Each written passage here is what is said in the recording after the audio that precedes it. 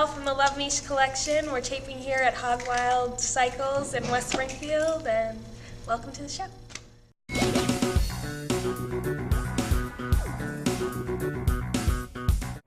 So welcome to another episode of Strictly Business. I want to thank Michelle for filling in today. That's Corey Vitaramo, and I'm Alfonso, and welcome to the show.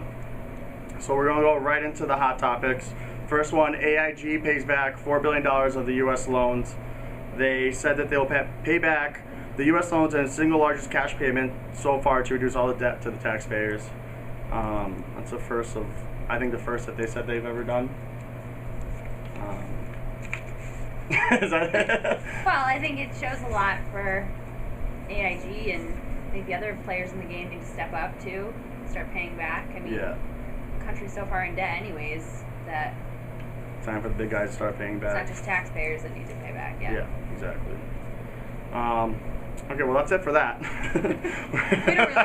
We don't really care about that. We don't talk finances here. We're going on to the next one about the whole egg recall and how much money they're losing out. The head of the FDA is taking the egg recall very, very seriously. 1,300 cases of salmonella poisoning. Almost mispronounced that one. Poisoning and the recall of the roughly 500 million eggs from two Iowa distributors, Right Country Eggs and Hill and Day Farms. Can I just say, the Right Country, they said 7 accounts in the past 10 years have gone bad. Mess with my eggs, shame on you. Mess with my eggs 7 times, shame on you. Did I mess that up? Yeah, whatever. What the hell? 6 times. 1994, 4 separate environmental violations. 97 paid $2 million in fines. Can they? I think only women can say shame on my eggs. Sorry. Alright, 97 paid $2 million in fines and settled citations. 2000, Iowa designated DeCoster, the owner of the Right Country Egg, a habitual violator, basically because all the hog manure was going into the water stream. So they, 2002, $1.5 million settlement of employment discrimination, sexual harassment, and rape against a Mexican woman versus the abuse of the supervisors.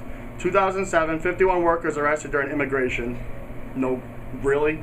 It's a farm. 2010, they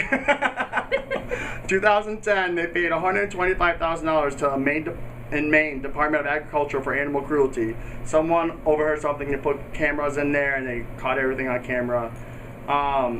You know, they're just losing a lot of business. All the eggs that were recalled were from Arkansas, California, Iowa, Illinois, Indiana, Kansas, Minnesota, Missouri, Nebraska, North Dakota, South Dakota, Ohio, Texas, and Wisconsin. I messed it up again. Wisconsin.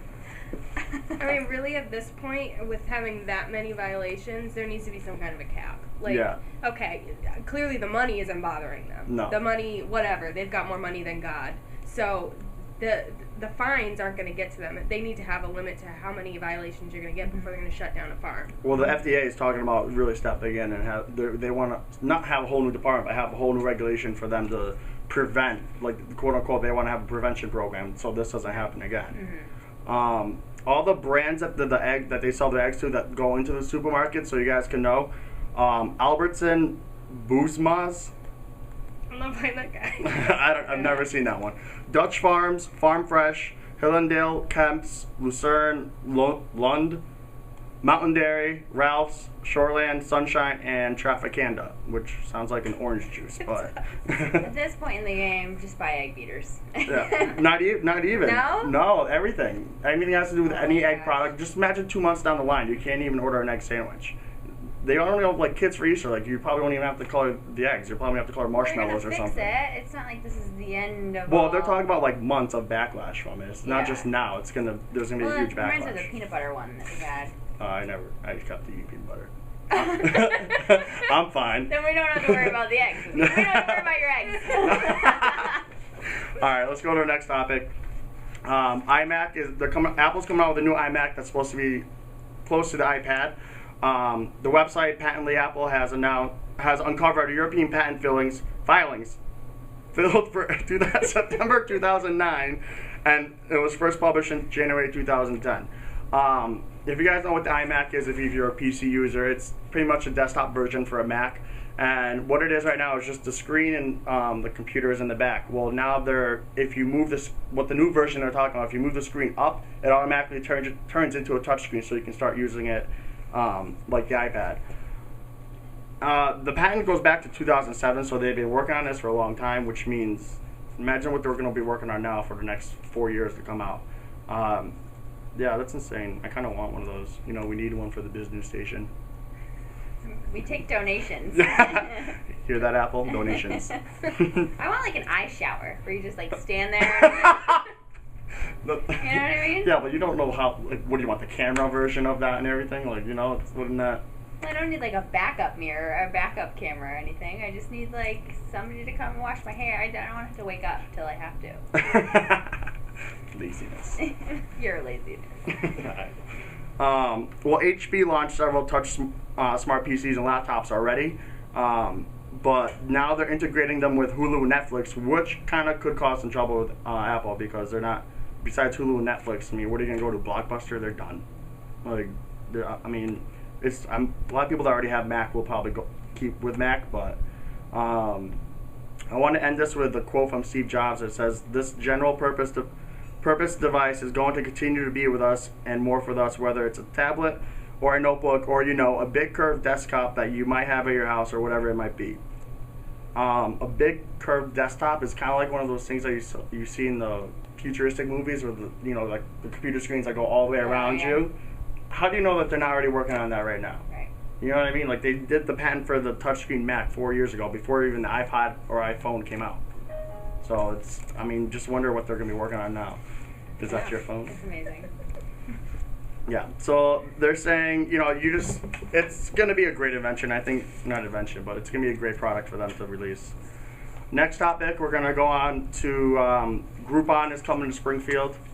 If any of you guys don't know what Groupon is, it's a website that gives out group coupons for local businesses in the area. Started in Chicago. It's based in Chicago, and they're gone national. I first started it in Boston about a year and a half ago. They launched in Hartford this late spring, early summer, and they're launching in Springfield. The Springfield rep for Groupon, Megan, said that they're very excited to be launching in Springfield. They're looking to launch at the end of September to beginning of October. And if you have any questions, you can email Megan at right here. I'm going to insert it. I joined. You joined? Yeah. Yeah, they said they'd have 14,000 subscribers already. Yes, so I'm a subscriber. And this week I got a coupon for the Gap, and it was like $25 off, $50, I think. So half off. It was their first national, they never did a national campaign. It was their first, usually the whole purpose is individual by location, you know, the local mom and pops. That was their first national one. They wanted to test it out with a back to school special, and it was huge. It was successful. Like, they never did one with all the Groupons doing the same special. And I mean, Gap sales just went skyrocketed after that. The Groupon's also going into Europe. They bought out their competitor in Europe called City Deal, and they're changing their name to Groupon, and they're looking to, what their plan is, I guess, and as I read it up, is that they want to buy out all the competitors, which is smart, and turn them all into Groupons. They're going to keep all the people who work there and just turn them into Groupon employees. Yeah. Anything else? Pretty cool. Yeah, and I mean, you can share the Groupon with your friends via email or social media or any other way that you choose. So if you have any, it's great. Yeah, if you have any questions, I'll be scrolling Megan's information down here. You can either give her a call or email her. And lastly, we're going to go into Intel is buying McAfee, the security software program. It's one of the world's largest security technology companies. They're worth about $2 billion of revenue, and Intel bought them. Intel admits that it's going to hurt both their earnings for the first couple years, but after a while, with all the transitions, they're looking to expand. Intel actually bought a lot of computer software game companies, including gaming, visual computing, embedded devices, and machine software. Just another kind of monopoly, or what's that word I'm looking for? Oligopoly. Yeah. You know, Are just buying they everyone out. merging, or are they completely They're buying them merging. out? They're merging, but I assume it's going to be under Intel now. Yeah. Yeah, not McAfee. I think McAfee would just be. It's going to be a department in Intel. I don't know how the employee rate. I don't know if the Right. employees are going to drop. I don't know what's going to happen with that. The article really didn't touch up on that, but yeah, it's gonna. I really don't know how it's going to be. I mean, I forgot Intel even existed after I bought my Mac. So sorry. But I think Intel's like an umbrella for a lot of different companies. Yeah, it's a huge corporation now. Yeah. Mhm. Well, I guess that's it. We'll be right back with our first Businews giveaway. So stay tuned.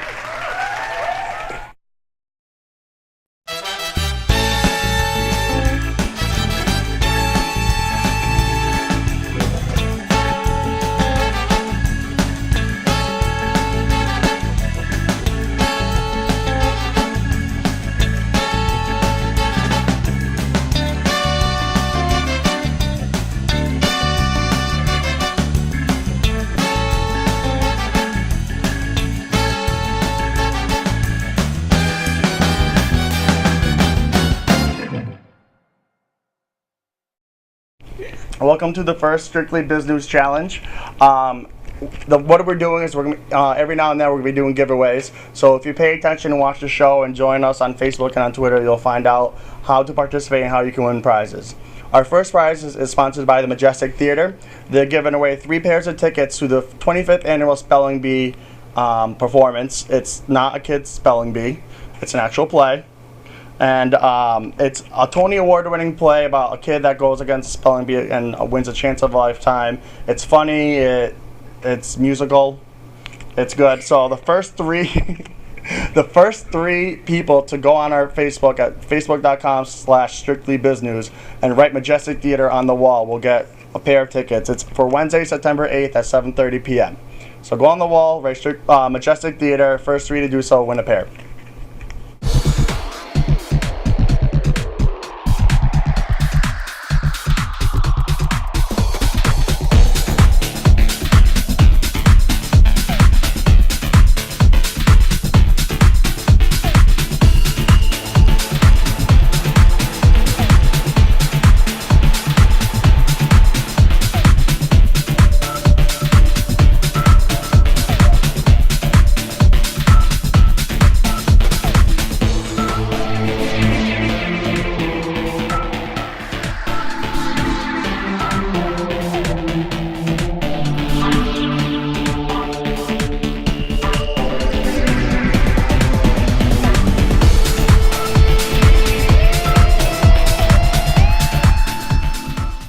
Welcome back. I'm here with Mark and Bob from Hog Wild Cycles. Mark, what made you want to open up shop? Well, first of all, I'd like to say thank you very much for coming down here and letting us be part of your show. Oh, no, thank you. First thing is that, you know, it was a passion. You know, we love the wind in your face, the sun on your back. It's the freedom that you have riding a bike. Secondly, our season here is very short. And if you go to we'll say the dealers, you know, you've got to wait 2-3 weeks to get an appointment. And then by the time you come back and your bike is done, it's another 2-3 weeks. Depending upon the severity of the repair, we like to get the bikes in and out, maybe within a few days. And I think it enhances more of what we do and what we're capable of. So what do you think makes you different compared to the competitors? Bob?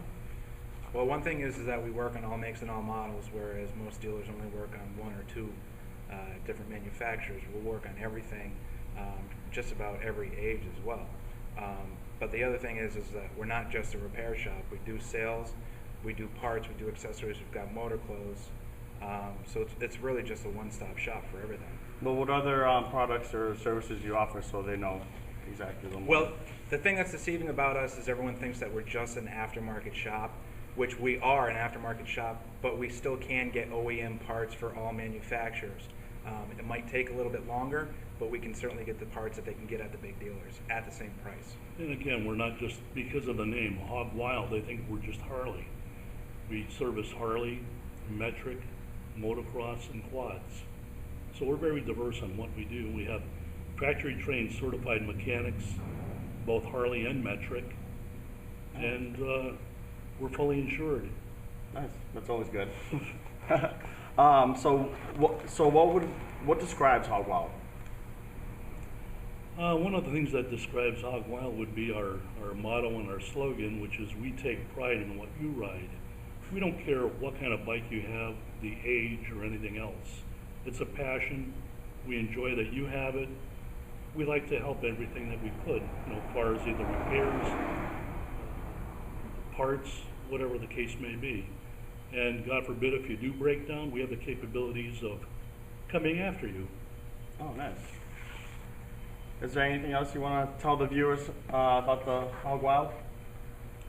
Bob, you can go first. Well, with the season winding down, it is getting towards the fall time, and just want to let everybody know that we do have winter service specials, to come on down and check them out. While your bike is here in storage, we can do some sort of accessorizing and get you great discounts on parts as well. We also have storage, winter storage. Another thing too is that after we do the repairs on the bikes, we bring them into our wash bay, we wash them, blow them off, watch out, and we wax them. The thing is that we want your bike to be better than when it comes in. Mm-hmm. And I know a lot of times that you bring it to the dealers and it comes back and it's got grease and fingerprints on it and everything else. And after you detail a bike, it takes maybe 5-6 hours to do. Mm-hmm. You want it to come back the way it goes in. Yeah. And it doesn't. And again, we take pride in our services. We've got a very good reputation. We don't cut corners. We tell it like it is. And unlike the dealers, we communicate with our people. We don't, if you bring it in for an oil change, we don't say, oh, geez, you've got a $700 bill. While we're in there, we found this. We find something, we'll write it on the repair order. Then we'll call the customer and say, Mr. Smith, we found this on your bike, and do you want it repaired? Here's the cost. Here's the cost for the parts. Here's the cost for the labor. You decide. It's your bike. That's good. What's the website so they can find more information? It's www.hogwildcycles.com. All right. Mark? Thank you very much. Bob? Thank you. Thank you. We'll be right back.